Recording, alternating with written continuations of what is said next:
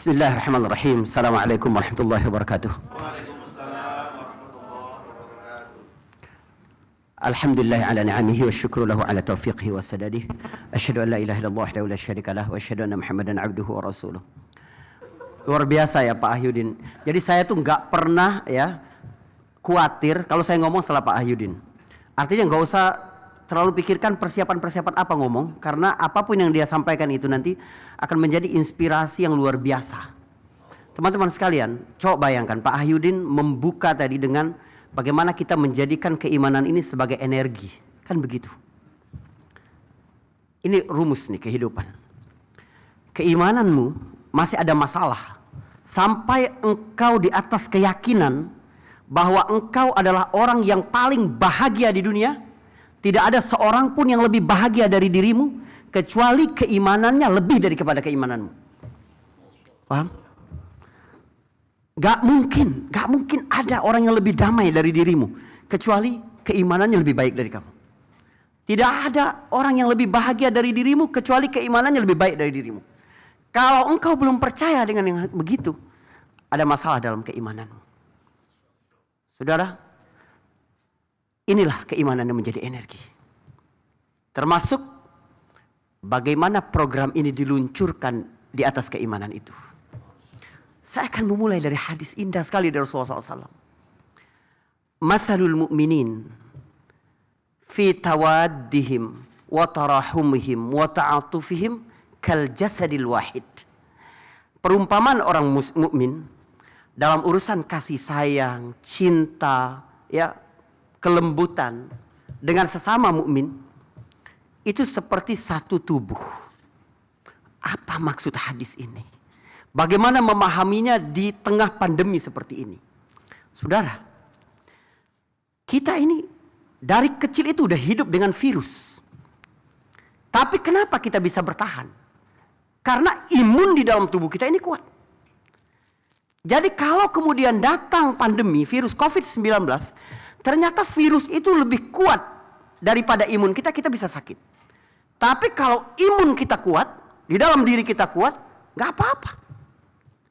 Sosok ekonomi juga begitu. Gak boleh kita menyalahkan. Kalau terjadi sakit di ekonomi kita, kerapuhan di ekonomi kita, sedikit-sedikit kita bicara penyebab-penyebab eksternal. Amerika menaikkan suku bunga kita cemas. Terjadi konflik di Laut Cina Selatan, kita jadi ketar-ketir. Kenapa? Karena ekonomi kita tidak kuat. Internal ekonomi kita itu tidak kuat. Basicnya tidak kuat.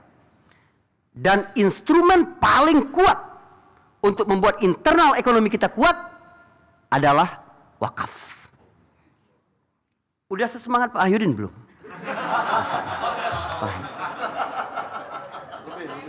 Saudara, ya, coba kita lihat. Tadi Qari membaca, Ustaz Naim luar biasa.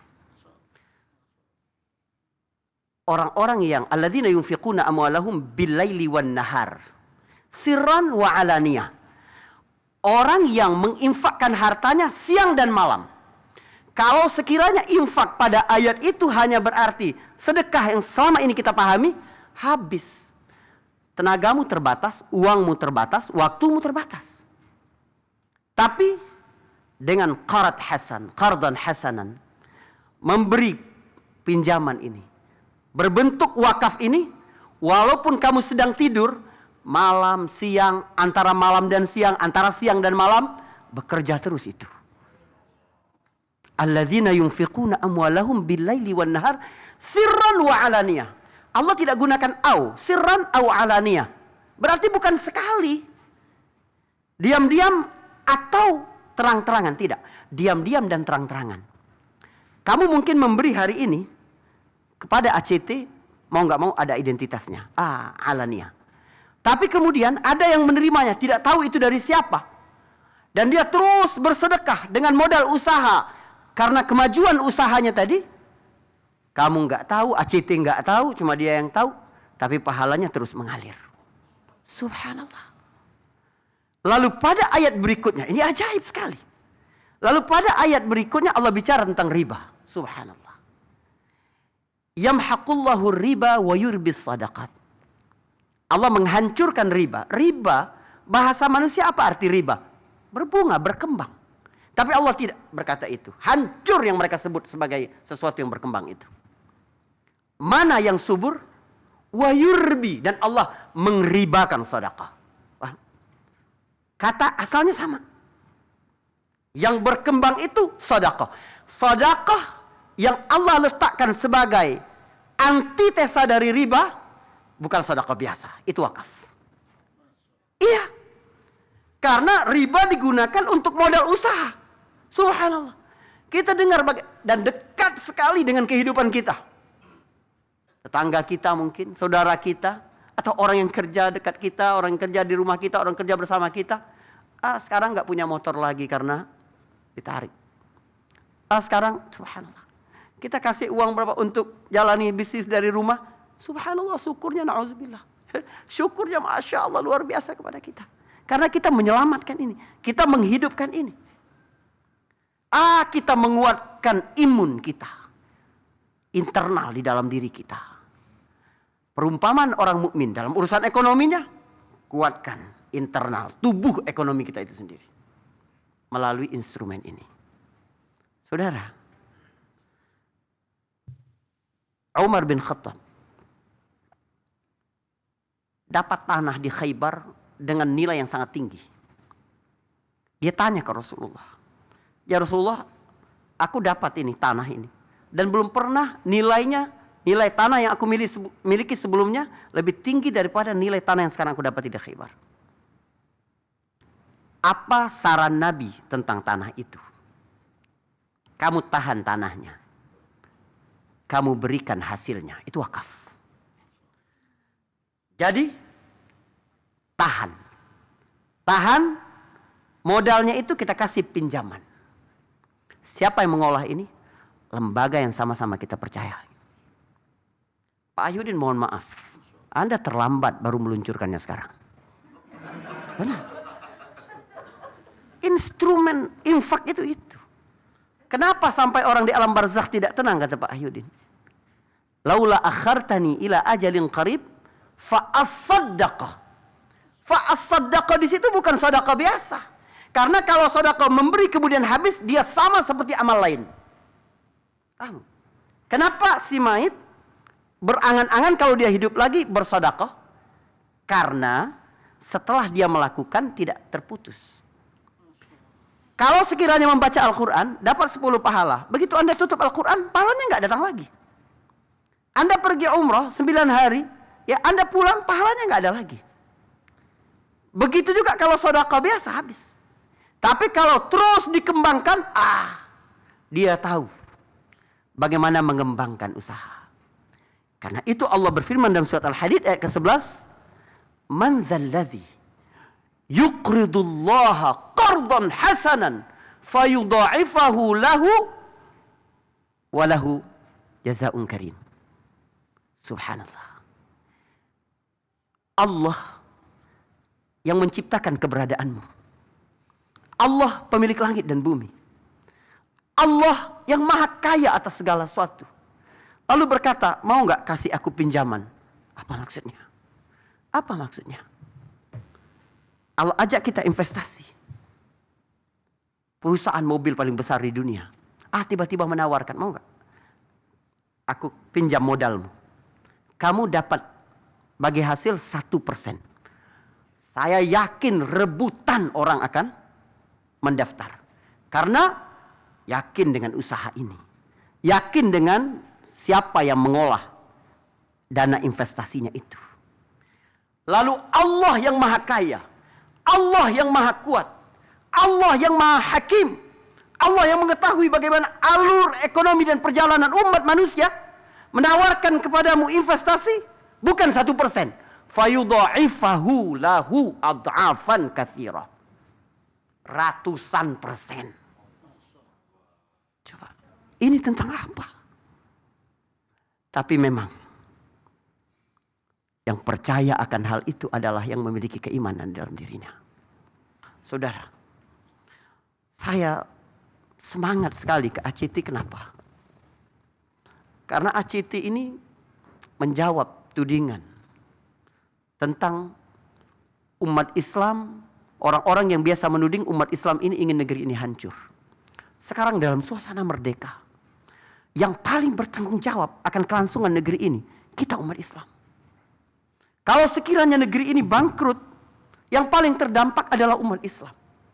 Lalu terpanggil kawan-kawan di ACT, mengabaikan beberapa risiko, mengabaikan beberapa hak dalam rumahnya, untuk memikirkan kehidupan orang banyak. Kita kasih berapa yang kita punya. Kita punya 100.000, kasih 100.000. Lalu mereka yang bekerja di situ, subhanallah. Karena itu teman-teman ACT jangan sakit ya. Karena apa? Kita bukan sayang diri kita, bukan. Kalau urusan diri kita itu Allah sebaik-baik penjaga. Nabi memberikan instruksi kepada para sahabat untuk hijrah ke Habasyah tahun kelima kenabian. Bukan untuk menyelamatkan orang, bukan. Kalau untuk menyelamatkan orang yang disuruh Nabi hijrah, bukan para pemuka Quraisy. Karena mereka punya sukunya yang akan membela mereka. Pasti yang disuruh Bilal, nggak ada yang membelamu di Mekah. Pergi kamu Bilal. Pergi kamu Malik bin Fuhairah. Pergi kamu Ibnu Mas'ud, bukan orang Quraisy, walaupun dia merdeka. Tapi yang disuruh pergi Utsman bin Affan. Siapa yang berani mengganggu Utsman? Siapa? Bani Umayyah itu bani besar. Rasulullah bukan ingin menyelamatkan orang, bukan. Ingin menyelamatkan dakwah. Begitu juga sekarang. Kita ingin menyelamatkan umat. Subhanallah. Usaha kecil ini membantu perekonomian Indonesia ini dari tahun 98. Jadi pemerintah harus perhatikan itu. ACT harus perhatikan itu. Umat Islam secara personal harus perhatikan itu. DKI Jakarta pada krisis tahun 98 itu diinstruksikan oleh Menteri Dalam Negeri Pak Rias Rasyid ya waktu itu. Saya bicara langsung sama Pak Rias Rasyid. Pak Rias cerita ini ke saya.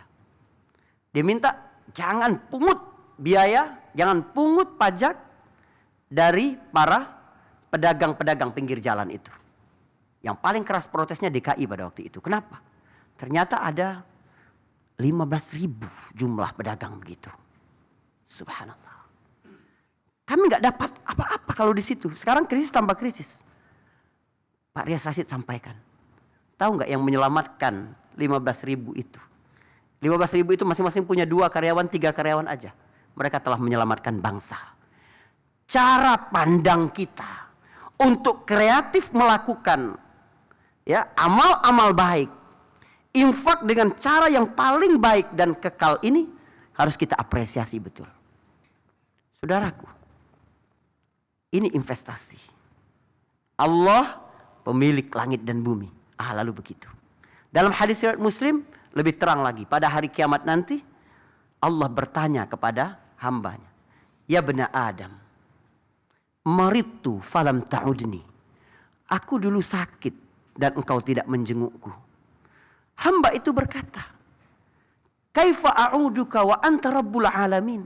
Bagaimana aku menjengukmu ya Allah? Engkau adalah Tuhan semesta alam. Kata Allah, kamu tahu kan hambaku dulu sakit. Kalau kamu menjenguknya, kamu akan dapati aku di sisinya. Saudara, coba pahami hadis ini dengan baik. Ada makna yang sangat dalam untuk menginspirasi kita berbuat kepada manusia. Karena itu rahasia orang mukmin bekerja memikirkan bagaimana orang lain bisa lebih sejahtera, orang lain dapat tidur nyenyak, tidak kelaparan, karena dia memberi servis, memberi khidmah. Dia tahu dia tidak sedang bertransaksi dengan manusia, tapi dia sedang bertransaksi dengan Allah. Dia tidak sedang berbicara kepada manusia, tapi berbicara kepada Allah. Dia tidak membantu manusia, tapi membantu karena Allah Subhanahu wa taala. Dan Allah lah pemilik segalanya. Saya berharap kita sama-sama mendukung ini. Cara kita merawat bangsa ini, cara kita menunjukkan cinta kita ini, kita memberikan keberkahan yang luar biasa. Kita bergerak sama-sama dalam wakaf modal usaha mikro ini. Semoga bermanfaat teman-teman sekalian. Billahi taufiq wal hidayah. Assalamualaikum warahmatullahi wabarakatuh.